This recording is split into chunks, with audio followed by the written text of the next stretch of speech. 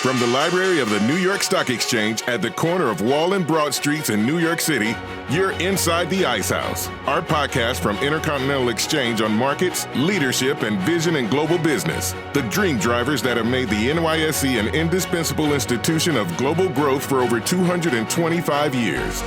Each week, we feature stories of those who hatch plans, create jobs, and harness the engine of capitalism. Right here, right now at the NYSE and at ICE's exchanges and clearinghouses around the world. And now welcome inside the Ice House. Here's your host, Josh King of Intercontinental Exchange.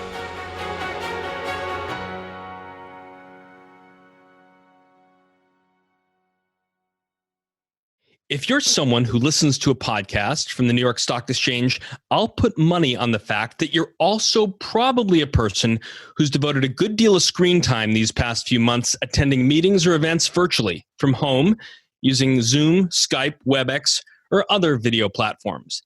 It's just another part of the phrase we've heard a lot since March, the new normal. And part of the new normal for the NYSE is our Digital Leaders series. And today, we're sharing the inaugural conversation with our Ice House listeners. Our Digital Leaders series convenes the CEOs and other top folks from NYSE-listed tech companies to share how their organizations are tweaking their business models and serving their customers in new ways, having adjusted to the reality we're all living in amid the coronavirus pandemic. The series is recorded before an assembled audience from all over the globe of C-level executives representing dozens of public and private companies making bold moves to transform their companies, cultures, and physical workspaces to adapt to a hybrid future of working at the office and from home. Our first event featured a panel we called The Future of Work. It included the CEOs of three leading NYSE-listed tech companies, Box, PagerDuty, and Slack. Box, run by Aaron Levie, held its IPO back in 2015, and PagerDuty, run by Jennifer Tejada, and Slack, run by Stewart Butterfield, went public last year. PagerDuty through the route of a traditional IPO, and Slack using our unique direct floor listing. Introduced by NYSE President Stacey Cunningham and led in dialogue by my colleague Betty Liu, Aaron, Jennifer, and Stewart talked about how their companies have pivoted to a fully remote environment, prepared for a future of decentralized operations, and are looking strategically to use this unanticipated disruption of the status quo to create a more inclusive workforce moving forward. The next voice you'll hear will be Stacey's, who'll offer a proper introduction of Aaron, Jennifer, and Stewart, followed by their conversation with Betty. That's all right after this. And now a word on ICE's ETF Hub. Across global markets, ETFs are flourishing. And ETF assets now top $5.5 trillion. Yet a variety of protocols and lack of standardization mean the time is right to help fuel further growth. Now new advancements can help simplify the process. We're working with the industry to create a centralized hub that connects participants and brings efficiencies to the primary market. ICE ETF Hub's unified standards and protocols supports order entry across equity and fixed income ETFs. For fixed income, the speed of custom basket facilitations will increase, with both parties using APIs, UI, and chat to assemble a mutually beneficial basket. Market efficiency will be enhanced by improved transparency, helping to boost the number of creation and redemption baskets assembled and underlying bonds traded. ICE ETF Hub brings new efficiencies to the primary trading process, fueling ongoing growth, participation, and market modernization.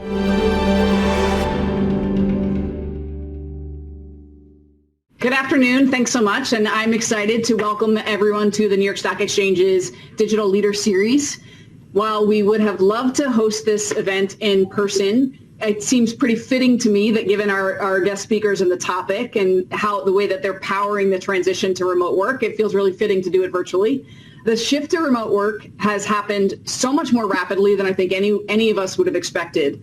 Just 3 months ago, I was out traveling at a conference and had no issues with getting on a plane and coming back. And within 3 weeks from then, all of a sudden it seemed as if the vast majority of people across the U.S. were working from home.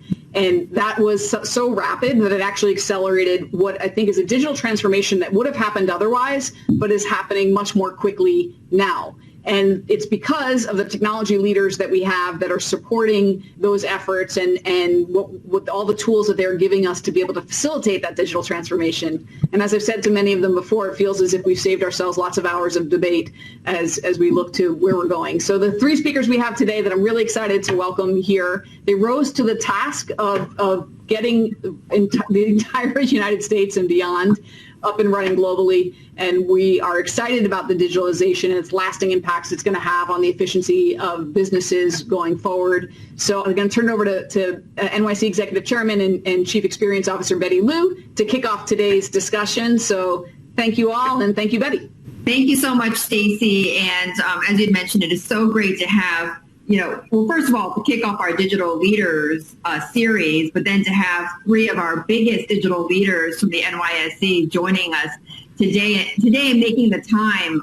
Really so exciting that we're going to have you for the next hour. I have so many questions, and I'm sure our audience has so many questions for you. Stacy's going to be staying with us throughout as well, so we're not going to lose you, Stacy, there. But I want to introduce our three panelists who really need no introduction, but I'll just go through it quickly. We've got Jennifer Tejada, the CEO of PagerDuty, Stewart Butterfield, the CEO of Slack, and Aaron Levie, the CEO of Box.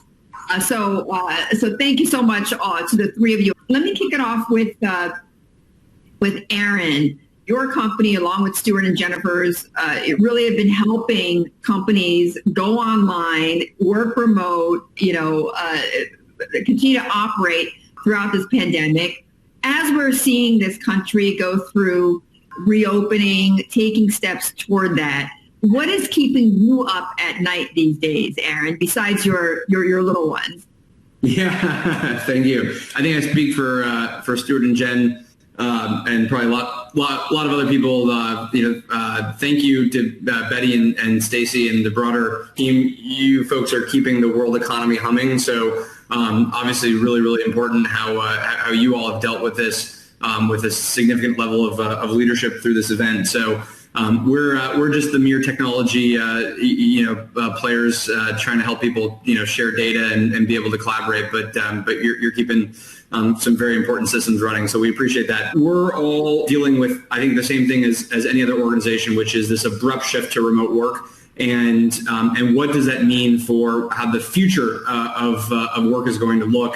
At Box, super focused on making sure that we can keep our customers secure and able to collaborate seamlessly and be able to move more of their information to the cloud. And in partnership with products like Slack and PagerDuty and others, make sure that we can build out a modern ecosystem of technology that helps companies run in a very efficient and digital first way. So what keeps us up is really thinking about what this future looks like. And I know that we're going to get into a lot of conversation around that, but really thinking about what happens in this new normal as we have more phased reentry and reopening of offices and businesses in the physical sense. What does this future of work look like when we operate in a digital first way of working? And we think that there's going to be a lot of exciting opportunities for companies to reimagine their business processes, their workplaces, their cultures. Even though there's going to be, certainly a lot of disruption in the process that companies are going to have to work through. But that's what we're spending all of our time thinking about. Jen, how about you? Thank you for asking the question. I think what's keeping me up at night is the responsibility I have as a leader around the duty of care for all of our stakeholders. Aaron, I think you articulated really well ensuring the success of our customers, knowing that many of them are on different places on the continuum in terms of how they've made the transition to remote work. It's been such an unprecedented time. I don't have a better word than unprecedented, but if you look at the backdrop of COVID and the fact that, we're undergoing a virus that we don't have a vaccine for, the economic backdrop behind that, which has been quite volatile. And then you add into that the recent civil unrest that we've all experienced. As a leader, in addition to trying to run a successful business and look after your customers, we're looking after the well-being of our employees who increasingly look to their employer for information and for guidance. We're looking after the mental health of our employees, making sure that not only are they productive, but they are well as they deal with a different kind of stress than maybe they have in the past. And increasingly, we're now standing up for equality and really trying to stand behind the Black community, given some of the challenges that we face as a society. So it's a full-time job. And I don't know about losing sleep. I don't know that many of us are getting that much sleep. And Stewart? Well, I think Aaron really well articulated the perspective we have on customers and what's causing us to lose sleep there, and Jen in the larger world. So I'll take a third option, which is just a degree of uncertainty. So, we have a lot of decisions that we have to make now. Should we take our, I don't know how many open recs we have, but hundreds of them, should they all say where it says Toronto or New York or San Francisco or remote? Should we, for the benefit of employees who have already decided that at some point they want to move back closer to family, or they want to move somewhere closer to nature or whatever, that we're going to offer them that option?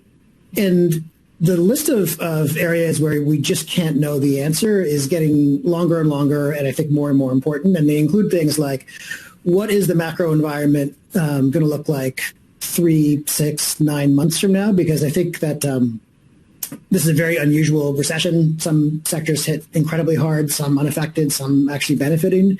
But with this number of unemployed people, I think that the trickle-down impact is going to be big. Is COVID coming back hard? And even if it does, are we just going to reconcile ourselves to a couple thousand deaths a day and pursue that as normal? Is business travel coming back? Can we really navigate the difficulty of a hybrid distributed workforce and people working in offices? What should our offices look like? We have a bunch of build-outs on hold. So it's always, that's the job. But I think that the number of axes on which we have this uncertainty, including with customers, including with employees, including with the civil unrest, it's an interesting time to be a leader. Absolutely interesting, and dealing, all three of you, but many leaders dealing with things that you never thought, certainly would never think top of mind that you'd be dealing with at this moment. Stewart, I'll continue with you on this question. We kept hearing over and over again from companies how incredibly easy it seemed and flawless for many companies to switch to remote work. And I'm kind of curious if that was a secret the three of you knew already, that companies could, switch to remote work pretty easily, and why we didn't do that earlier. And I'm kind of curious your take on that, being that, your product is so conducive to remote work. Did you know this? I don't want to speak for Jen or Aaron, but I'll say for myself, I'm one of the 99% probably who, if you asked me in February, could you just switch the whole company to working remote inside of a week? I would have said definitely not, impossible. And sometimes when something is a requirement, it ceases to be impossible, and you just do it. There are more unknowns there, though, and I think the one that's most concerning to me is to what extent we're burning down the social capital that we've accumulated over the last couple of years, the relationships between people, the kind of the goodwill, the culture, and are we going to find ourselves in a position as an increasing percentage of the employee base are made up of people who started at this, where during the recruiting process, they didn't meet anyone. They didn't have the week at headquarters to kind of kick off their onboarding. Is it going to be harder to maintain those weak social ties that really cause a lot of cohesion across functional groups and cause a lot of the serendipitous conversations? So I think that's another factor in the unknown. I would say that there's definitely stuff that, or maybe this goes without saying, but actually probably doesn't. This is not normal working from home, stress of the pandemic, no childcare. Like everyone, I'm not going to recite the whole list because I think we all know it. But there's a lot of things that we're doing in an exaggerated way. We were a happy customer of Zoom before any of this, and a happy customer of Zoom through this, and our usage is probably 3x. And I think in a hypothetical world where we largely return to offices, I would expect our usage to slide, and again, still be happy customers. But there's some that are kind of one directional or unidirectional shifts or one-way doors or depending on how you want to think about it. And I think historically, organizations that adopt Slack just don't stop using it. So I think that is probably something that if organizations pick it up at this time, they're going to keep it. And Aaron mentioned a whole list of things earlier. Almost all of those are one-way doors. I mean, advancing down a timeline as opposed to a temporary exaggeration of what would be a normal standard. I'll pause there because I wanted to make sure that we have everyone has a chance.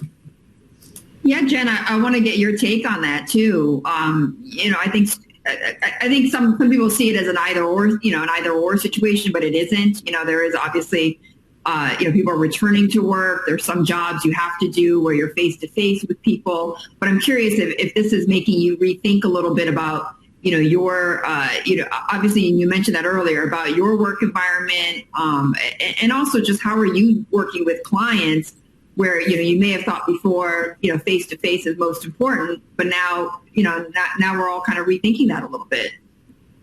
I think we're rethinking a lot of things. Before this happened, we had already made a decision as a company to shift to more remote workers. We historically had been an in-office organization, like 100% co-located, so to speak.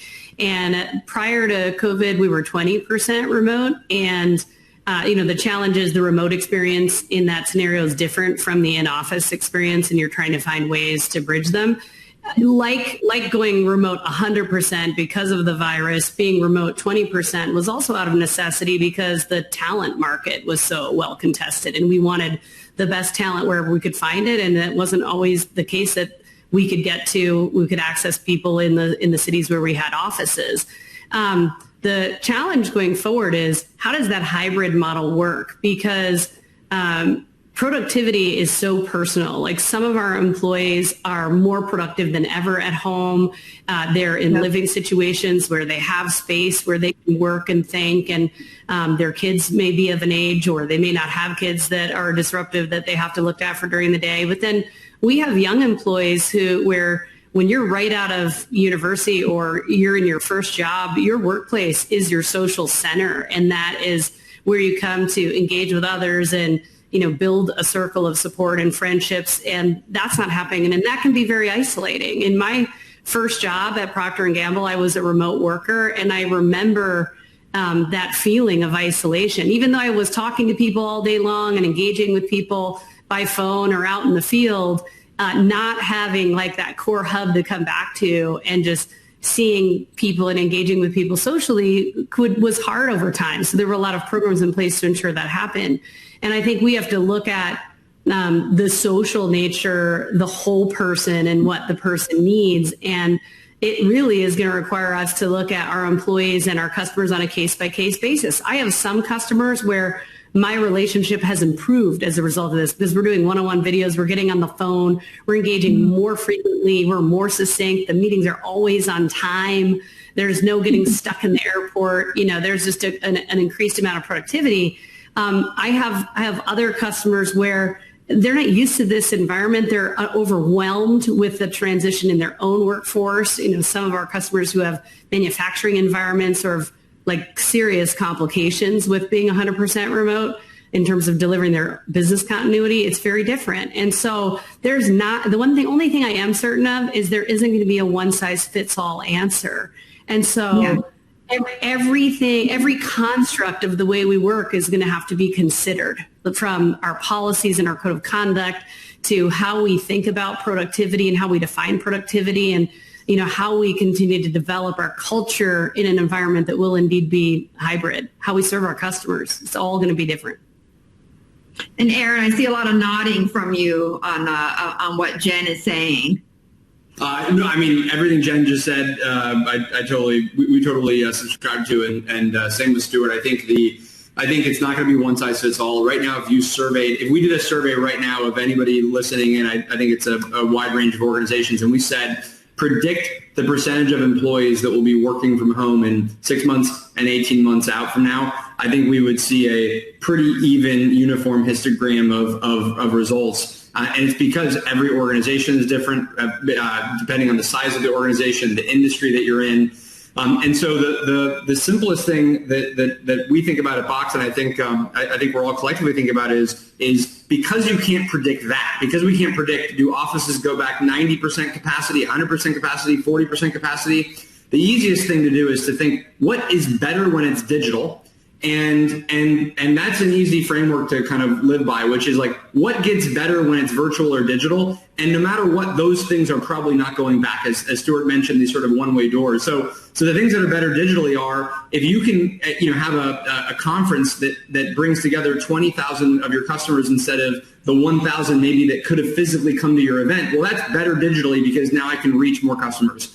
If I can have a project within our organization that brings together 100 different engineers that all work in different teams and different departments on a Slack channel, that's way better than the 8 people that happen to be able to fit inside of a conference room previously to go and work on that. And so these are the things that I don't think we go back from, because we've seen in this amazing experiment what happens when you can work in this new way with sort of a digital workplace at the center. No matter whether or not you have 20% or 50% or 100% of people go back to offices, this is going to be a better way of working. So we're optimistic. I'm optimistic that because businesses are always going to be focused on what delivers the best results for their organization, each organization will find its own path to what the right sort of equilibrium is of work from home, work from anywhere, work inside of an office. But digital is going to be accelerated no matter what. And I think there's a lot more that we're not going to revert from going forward than the things that we do actually, ultimately where those things go back to normal. So I think we have more change ahead of us as opposed to reversion back to where things were before March. And we're optimistic that much of that change is going to be positive. It's going to bring together more talent pools. It's going to let companies better serve their customers. It's going to be able to let you reach more of your clients in a way that wouldn't have been possible previously. And I think we're all seeing pretty exciting new surprising use cases. The amount of yoga classes and gym courses and online cooking courses that people are taking that you never would have ever ventured out to go and do those activities previously. We're seeing all new ways that our society is going to evolve in some exciting ways because of this event. But of course, that only matters, and we can only get through it if we solve the health crisis and the economy itself and jobs are taken care of. So that obviously remains at the forefront of, I think, what we're all thinking about and worried about. Let me just tackle some of these questions because we're getting quite a few now from the audience. This first one coming in from someone you all know, Elena Gomez from Zendesk, asking a few questions here. Jen, maybe I have you tackle this first one. Is there a company you guys look to as a model of doing work from home well? Who is the showcase company? Has there been one, Jen, that you've looked at and modeled after? I haven't found anybody who has perfected this at scale. So there are a number of late stage startups that are 100% remote by design, like GitLab or Zapier. Many of them have open sourced some of their remote working practices, which has been super helpful to us. It remains to be seen whether you can scale a 100% remote company, because the experiment that we're living in right now is time limited. Like when everybody's remote, it's one thing, but there are already many of my customers that have returned to work 25% or returned to work in Asia on a shift-based basis, et cetera. And so we're not going to be in this situation where everybody is in the same situation and that empathy and that collaboration is happening naturally. We are absolutely moving to a hybrid world. And I think Aaron said it very well when he said, if something works better digitally, then you continue to follow that path. I think the smartest companies are the ones that are instead of saying, how do I do what I used to do in a physical world well virtually, they're saying, what can I do now as a result of being digital that's different and better? And we tend to look at examples like that. And Elena is on my board. She's our audit chair, so I love seeing her here today. But we're also doing a lot of sharing and reapplying across leadership. So Stewart and Aaron and I have been business partners for a long time, but we're talking to each other on a weekly, sometimes daily basis, just throwing out the hard questions, some of the uncertainties that Stewart talked about a lot around what do we have to try and anticipate for? Like, how do we plan? Because you don't want to dig yourself a deep trench going down one path and then the world changes in 2 weeks and that was a waste of time. So we're constantly working together to try and evolve, I think, the industry on behalf of our customers and our employees. And I don't think anybody has the right answer because of how fast it's all evolving. Aaron, I'll ask you this other question from Elena. How do you think enterprise selling is going to change?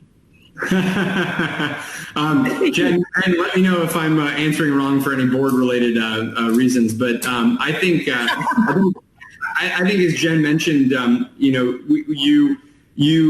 we have it in our head that somehow this in-person interaction is a better customer experience, and that's what we've all been used to. And frankly, it wouldn't have been possible to do it differently before 2 or 3 or 5 years ago. I mean, before we all had better bandwidth, and you had built-in video cameras, and you had products like Zoom and WebEx and others, it would not have been possible to do the experiment that we're running right now. But we have it in this mindset that you have to go to your customer's site, you have to travel to meet them. That's the professional, respectful thing to do, and it absolutely is. All of that is true.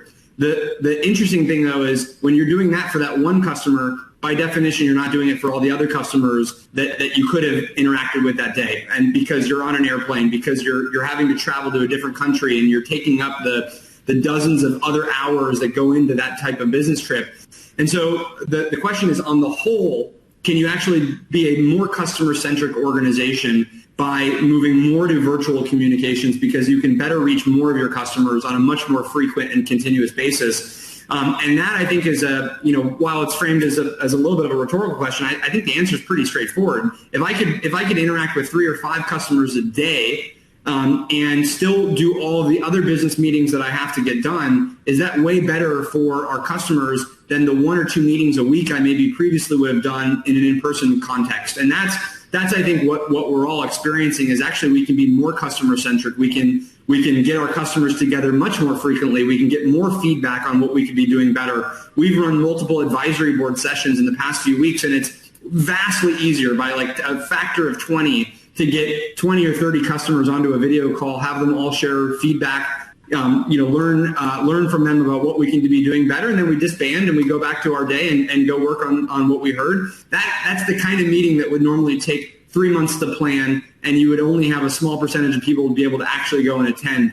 So I think you can actually build a much more customer-centric organization as you move more to virtual. And that doesn't mean that the in-person goes away. That will complement the virtual, but I think we have to flip it. Instead of thinking in-person first and then virtual as the backup, what happens when you think about virtual first, and when appropriate and when convenient, you can also do the in-person interaction? That's more of the shift that I would certainly like to see. Great points. Stewart, I'll ask you another question. Outside of the tech industry, which has had many companies announcing, as we've been all talking about, this commitment to work from home, what have you heard in other industries? Are there some that are more receptive to transitioning to work from home, remote for the long term than others?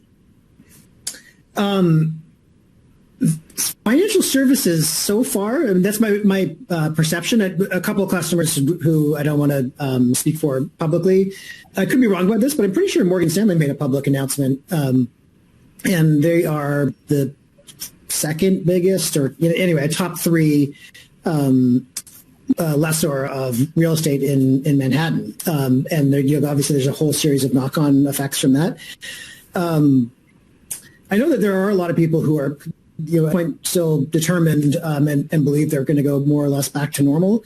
The interesting thing here is the game theory about no one gets to make this decision by themselves. We're all part of a number of different markets, and what everyone else decides to do is going to have a big impact on what we decide to do. Imagine I say, I don't like this remote work thing. As soon as we are able to, we're going back to the offices. We're going to expect or require employees to work from offices. We're only going to hire in our offices. Now, and in this example, everyone else goes the other way. Everyone else offers flexibility. You can do the commute twice a week, stay home the other 3 days, or you can move completely, out to a different market. We're screwed in this scenario, like in this quadrant of the game theory choices, because first of all, everyone else is going to be competing for talent in a much, much larger pool than we are. So that's one disadvantage. And I think even in the markets where we do compete for talent, we're going to preclude those people who want the optionality or want the flexibility in the future. And then third, our existing employees who have decided through this period that I need to move closer to family, or I want to move to some place where I can see a lake or something like that.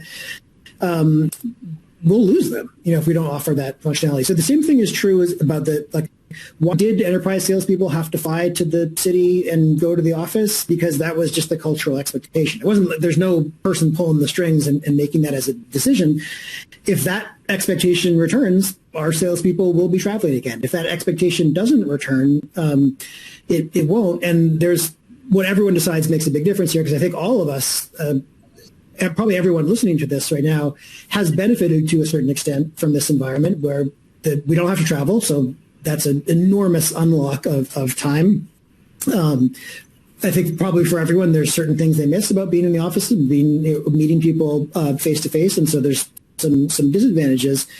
What each of us does, or each of our preferences, I guess, as executives or as leaders, is going to have a big influence on what everyone else does. So I don't want to always say that there's a lot of uncertainty be my answer for things, but I would say it's not always up to the leaders of these companies to decide whether they're going to be all remote or all back in the office, or at least the ones who have decided at this point that they're going to be back in the office, because they have to compete in the marketplace, they have to meet their customers where their customers want to be met. And I, as a customer, I think would prefer to have 3 back-to-back meetings for half an hour rather than this elaborate setup where I'm traveling or you're traveling and there's just like a lot of formality around it. So yeah, I'll leave it there, but that's one of the, I think, been most interesting for me to kind of play out. What is everyone else going to do? I have a solution to Stewart's game theory problem. So maybe Betty and Stacy, you could make it a mandate as an NYSE-listed company. You have to take all business meetings virtually, and then we will instantly solve the network effect problem that would normally exist. Yeah. I'll leave that up to Stacy to make the call on. Aaron, this is a specific question for you from someone who knows you, Shamim Mohammed from CarMax. Shamim, I hope I didn't bungle your name. But he says, hi, Aaron, good to see you. When we met in December, we were discussing talent shortage. So very much in line with what Stewart was just discussing. Post-COVID, does it make it easier or tougher to attract, retain, and develop talent? And as Stewart was just mentioning, talent has more options to work for anyone. So what are your thoughts on this? Yeah, awesome. And hey, Shamim, and hope all is well on your end and the family is healthy and safe right now. So I think it's kind of like Stewart was talking about. It's this just new vector that we could never have planned for when we think about talent. Where all of a sudden, if you move to this virtual environment where more of our work is done virtually, a whole new set of opportunities and possibilities open up. So first of all, there's no geographic boundary of where your talent can work from. And if you think about, how somewhat arbitrary it is that the world's sort of hubs of technology talent from a software startup standpoint happen to be in Silicon Valley or New York or Austin or Boston or Toronto. That's 20, 30, 40 years of a whole bunch of events that happened that created these hubs and ecosystems, but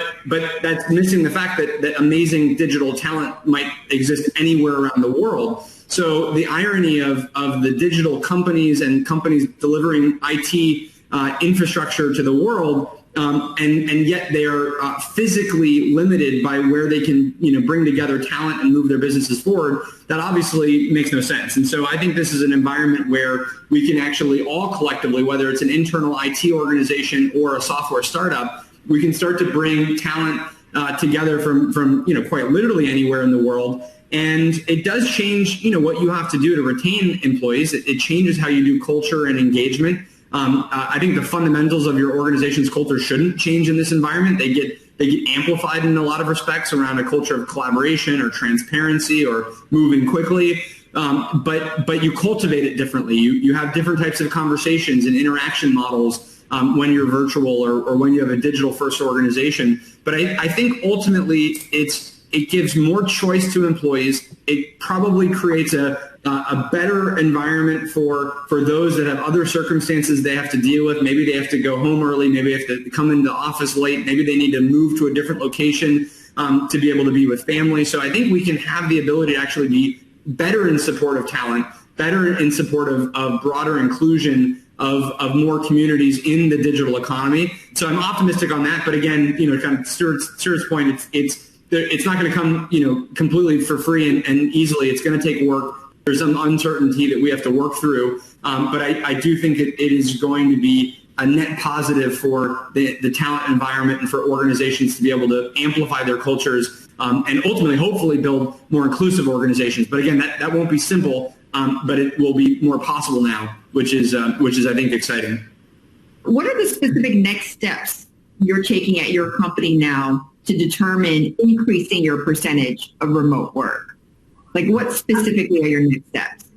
Sure. I mean, it starts with learning and really understanding where the employee base is at and where our customers are at. So we've been doing frequent, like every other week, pulse surveys on how our employees are feeling and how productive they feel like they are, how connected they feel they are to the mission, where they need help. And so really starting to surgically understand which teams perform really well in a remote environment and which teams need to be in a co-located environment. What tools managers need in order to be effective managing a remote or a hybrid workforce for that matter. And likewise, like where are there traps or challenges? So that's been part of it. We're thinking about office space going forward in more of a hub mentality as opposed to permanent residence for workers, because we think a lot of people will see offices in the future as a place that you might stop in for a specific physical engagement, but then, go back to doing your work remotely. We're already pretty well tooled for a remote working organization. And I think that's why the transition to being 100% remote was pretty seamless for us. But for companies who aren't, I think you really have to look at your cloud strategy and your collaboration strategy and even the way you communicate as a company. So making sure that employees understand which communication platform we use for immediate and urgent needs, which communication platforms do you use for collaborative work, and what kind of communication platforms do you use for storage or long cycle work, and how do you manage all of those things? I think security is really important, thinking about your security stance and how you support the propagation of endpoints as people are remote. We have a zero trust security stance, meaning we don't trust any particular device or person, which has enabled us again to sort of make that transition seamlessly, but also really training your employees to be vigilant, because the bad actors are leveraging this opportunity in a meaningful way right now. So phishing attacks are up significantly, and employees need to be wide-eyed and well aware of those vulnerabilities. So I think that's important. And then the last thing I would say is just to double down on Aaron's comment around culture. You don't change your culture as a result of remote work, you build on it. And culture should be the foundation that you leverage to engage your employees when you can't be with them physically. Aaron, there's a lot of CTOs that are attending this webinar, CTOs and CIOs. Staying on the talent question or topic, how is that role going to evolve and change?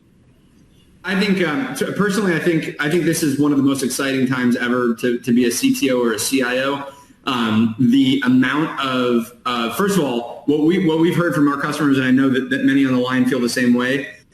Every company, their ability to thrive, survive, and transform right now has come down to the critical decisions that their CIO or CTO has made with their team over the past couple of years. And we're seeing so much more love for and accolades for the technology organization in companies because so many have been set up to be able to respond so quickly and so smoothly to this remote work and digital work environment. So I think CIOs and CTOs and their broader organizations are going to be the core dependency, the decisions you make in architecture, the decisions you make in what platforms you choose. This will determine how your company is able to respond, the culture that gets created, the workplace of the future that gets enabled, the business processes and customer experiences that that ultimately are manifested. So I think it's a great time to be a CIO. I think it's a great time to be a CTO. I think it's a great time to be really thinking through what the future of technology is for an organization. You have the benefit of hundreds of companies like PagerDuty, Slack, Zoom, Box, and others that are all working on your behalf to try and help accelerate your digital transformation. And it's really going to come down to the critical choices and the judgment calls you make of how to set your organization up for this future of work with again a broad ecosystem of partners that are innovating as rapidly as ever to support those decisions and to support that architecture. So I think it's a very exciting time. It is an exciting time for CTOs, CIOs, and for innovation in general. And Stewart, there's a question specifically for you. The question again comes from someone whose name does not appear, but I think the benefits of using Slack for work from home and email replacement and communication are clear. But could you talk about new use cases of Slack, specifically in the tech and developer community, since they often drive new use cases and innovation? We had 110,000 customers before this started, so obviously when people were mostly working in offices, they were happy or thought Slack was a less positive impact, and I think that will continue after. So this isn't specific to working from home, although I do think that everyone is experimenting, everyone is trying new tools, everyone is trying new techniques. We're actually very likely to pull one of our best execs and just put them on how do we need to change the way we work so that we have some people really focused on that. And it's everything from meetings to documentation to sales enablement, new hire onboarding. Like there's so much. So I guess maybe I would point out two things.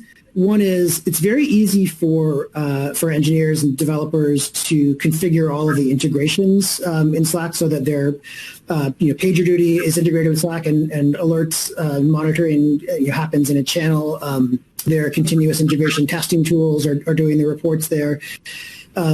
It's less obvious that it would be beneficial, and it's less obvious how you would do it to integrate marketing automation tools or CRM or finance, support ticketing for customers, call centers.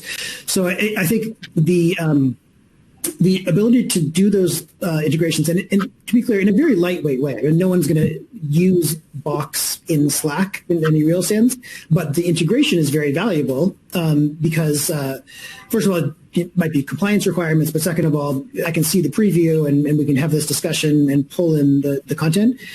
So that's one, is a greater of integrations and ideally kind of self-serve DIY integrations that are created by people in those functional areas. The second one is shared channels. So we're seeing an enormous amount of activity, and as more people start to use them, it's starting to grow faster, which is obviously very exciting. But Jen, Aaron, and I are in a shared channel with a bunch of other execs, and there's really, that could have been a WhatsApp group, it could have been a text thread, it could have been an email list, and all of those would have been way worse for what we actually got. And the advantage of kind of getting the benefits of channels, so improving the degree of collaboration, while simultaneously increasing the degree of security by bringing communication that was happening out of band into your primary system where you have DLP and e-discovery and all of that stuff, is a big win. So I think we'll see more and more of that. So people supporting their customers with shared channels, people working with their creative agencies, outside counsel, everyone, every partner they work with outside. Giving me some ideas on, certainly some new ideas on how to use Slack. I think also people look to Slack and to other tools like yours to measure team productivity as well. So I'll just stay with you on this next question from Rajiv Ramaswamy from VMware. How are you measuring team productivity, Stewart? Like this. So that was a gesture of looking at my finger and seeing which way the wind is blowing. There's a high degree of guesswork. Historically, at least for developer productivity, it's notoriously hard to measure, and all of the measures kind of introduce behaviors that you don't want and kind of ultimately reduce productivity. So if you count the number of lines of code written, it has a predictable impact. If you count the number of bugs fixed, suddenly every bit of development work has this overhead of wrapping it up with filing a bug and then closing it. Here's one thing. I had a conversation with Lori Beers, the CIO of JP Morgan. This is several years ago. I had never met her before. And this topic came up. And something that occurred to us was probably the best measure of engineering or developer productivity is employee engagement, because engineers hate feeling ineffective. The things that cause you to be unproductive or ineffective are typically bad process, bad coordination, poor planning, a lack of clear decision making, a lack of accountability. So all things you would want to get rid of. Whereas when engineers are shipping code, that is a common saying in the industry. Nothing beats shipping, or nothing feels as good as shipping, or shipping cures all the problems. And so people are happy when they're shipping. So like one of the ways you can tell how productive engineers is look at it. I mean, there's obviously with salespeople, with recruiters, with support teams, there's more objective ways of measuring that productivity. But I think that engagement one, it's very tightly correlated. And there's other reasons that people can be unhappy, but I don't think there's any such thing as an engineer who's really happy about their work at company X and is not productive, and is being held back, is not being able to execute their craft. It is a fascinating question, though, and I think one that there's going to be a little bit of a reckoning. I can see Aaron wants to break in, and I will give you that opportunity. But a little bit of a reckoning for people who have too much of a command and control, too much of a, like the same attitude that they would have if they were supervising people in a fast food restaurant. The time card checking, want to make sure you're working all the time. That's just not going to work for knowledge workers. Like, first of all, it's ineffective. It's a waste of time. But I think people will grow to resent it. And that means that those other measures of productivity will be increasingly important. Aaron, it sounded like you wanted to jump in. I like all of these topics, so I prefer to jump in on every topic. But then should hand it over to Jen, because we've taken over the past few. But I think just the only thing I would throw out there to Stewart's point is I think what we've discovered in this remote work environment is actually all of the things that kind of would creep into the business in the pre-March environment, where it wasn't producing the ultimate kind of productivity or output in the business, because there's something about being on video where when you're in a meeting where you just know this is not adding value, or you're not making a decision, you just sort of like, it's because we're on video all day long, it just ends up being draining, and we don't want to be a part of those meetings. And so you've almost sort of seen which things were actually moving the business forward, which meetings, which processes, which business reviews, and then which things were actually previously that you just did out of just, it was the bureaucracy that kind of just crept into the company. And I think what we've seen is really stripping away of all of those meetings, all of those processes that weren't adding value to the organization, that weren't freeing up developer time or marketing campaign time or salespeople's time. And you're able to really get to the essence of what does it mean for somebody to be productive, or what does it mean for a team to be productive? And ultimately, it's probably producing something that ultimately delivers customer value. And everything else is sort of like friction that gets in the way. And I think we've been able to find ways where we can get rid of that in this virtual environment and ultimately let the organization be more productive as a result of that. We've got time for one or two more questions before we need to end this. And Jen, I want to bring you back in because I know we lost you there with the technical difficulties. You were talking about culture, and we have a couple of questions actually coming in about culture and just how you continue to amplify and and unify people around a culture. If you continue a work from home environment and a distributed workplace model. What's your answer? Well, I think given just the nature of this environment and all the uncertainty that exists for all of us, it's really just this tremendous opportunity to embrace the humanity of what we're in together. I mean, the one thing that's really interesting about what's happening is that we're all sort of experiencing similar circumstances, the work, shelter in place, being stuck at home, being on video all day long, et cetera. Like whether you're a leader or an individual contributor in the organization, there's this shared sort of burden of we're now, more than 90 days into not being able to work together in teams the way that we have before. And I think our employees look for us to demonstrate vulnerability and be open and transparent about the things that we're uncertain about. The old model of the CEO having all the answers is dead, right? The new CEO is a constant learner, is open, is honest, engenders trust at every through action, not just their words. And I think having the ability to lean into empathy means that you really do have to live your values every day in front of your team. And in order to be in front of your team, you have to become very visible, which requires an effort. You also have to be open to admitting, like, this is fatiguing. This is hard. Like my exec team and I were on our weekly Zoom yesterday, and we do something every other meeting where we kind of just do a quick update, and a big part of that update is how are you feeling? Like, how are things going? What's in the top 5% of your highlights and what's in the bottom 5% of your lowlights? And there was a lot of commonality in how fatigued people are because we're working long hours. Stewart mentioned the long list of uncertainties that we're all working through, and that list keeps getting bigger. The Zoom factor, the blue light for 12, 14 hours a day can't be healthy for anybody. And so if you step back from all of that and you say, well, what does this mean for my leadership style and my culture? It means the human connection, whether it's virtual or physical, just became more important. And that you and your leadership team have to be engaging at every level of your organization more frequently than you ever thought you needed to be before. And we're using every possible technology you could imagine, including the plain old phone, to do that, to be constantly checking in with people, but also to remind them what our mission is, what got them here in the first place, and why our opportunity is bigger than ever now. I mean, we like, I think, Box and Slack experienced some tailwinds associated with the current environment, and reminding people why that the reasons they came to PagerDuty are still there, and there's new reasons to be engaged and excited about the problems that we're solving for our customers.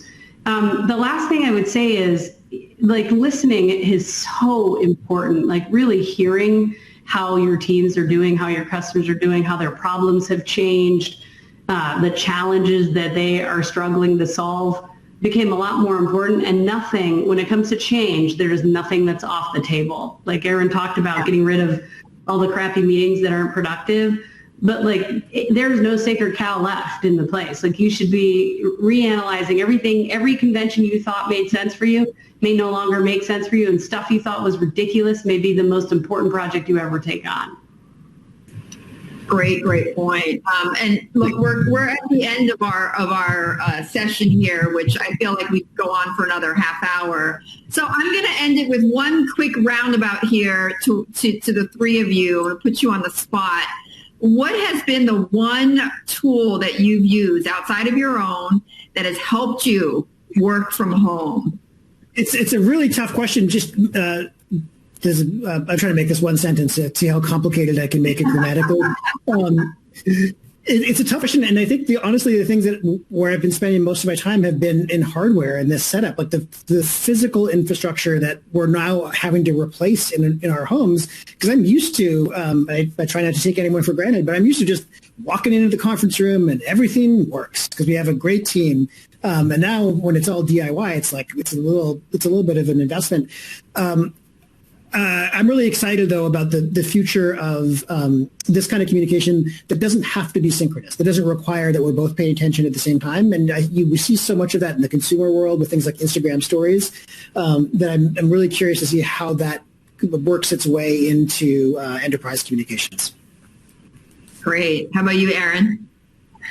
I definitely agree that there's nothing that makes you feel more incompetent than having to run your own IT setup at home, and you immediately are aware of all of the thousands of variables that your IT organization has to deal with on a daily basis that you didn't have to have as top of mind. But so we're all in need of that. I'd say that On the infrastructure side, I want to give one shout out. I moved to AT&T Fiber, and it was game changing for my life, and it costs less than our cable subscription. So if you can find a way to get on fiber, it's a great experience if it works in your area. But I think I'm very thankful for the broad array of cloud applications that we get to run our business on. Two of which are on this call, but for our ops teams to be able to be as productive as with services like PagerDuty, and for just the daily communication and work that's happening on Slack. We had a hackathon last night. This is where, for whatever reason, employees decide they want to stay up for 24 hours straight, and we had our global hackathon last night, and it was great at 2 and 3 and 4 a.m. People just sharing their ideas in the Slack channel and the latest innovation that they were working on, and it really kind of brings together the community. It doesn't require a hackathon, but that virtual experience can really bridge a lot of divides that might normally exist in time zones and departments and org design and just physical office locations. So when you do move that virtually, you do have an opportunity to bring together people in a way that wasn't possible before. All right, great. And Jen, and you close it out for us. I don't think anybody's hearing my one sentence requirement here, but tell me your one productivity tool. I'll give it a go. There are two. One is the API-led interoperability between all the tools. I think one of the reasons we have so much leverage as a cloud-native company is because all of our products work seamlessly together. And if you are a company that's working with stuff that doesn't, you know exactly the pain I'm talking about when you need a systems integrator to stitch that stuff together. You should just be able to log into something and start using it and getting value. That's the way the world's supposed to work now.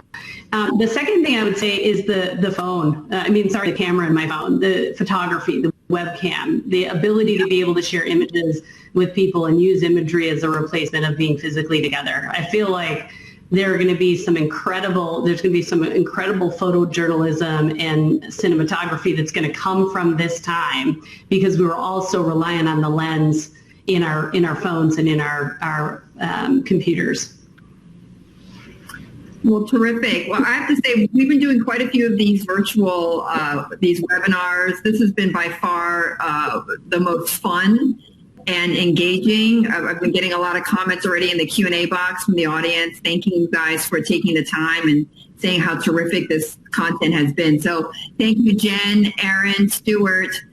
So great to have you three as digital leaders on the NYSE. We so appreciate you being a part of our community. So thank you so much. And I will end it here. Thank you all for joining. Thank you to Stacy and Betty for hosting the Digital Leaders panel on the future of work. And that's our conversation for this week. Our guests were Aaron Levie, CEO of Box, that's NYSE ticker symbol BOX, Jennifer Tejada, CEO of PagerDuty, NYSE ticker symbol PD, and Stewart Butterfield, CEO of Slack, NYSE ticker symbol WORK, which spells work. And with that, we'll let you get back to your work, wherever you might be in the world right now, remotely or at home. And as we always say, if you like what you heard, please rate us on iTunes so other folks know where to find us.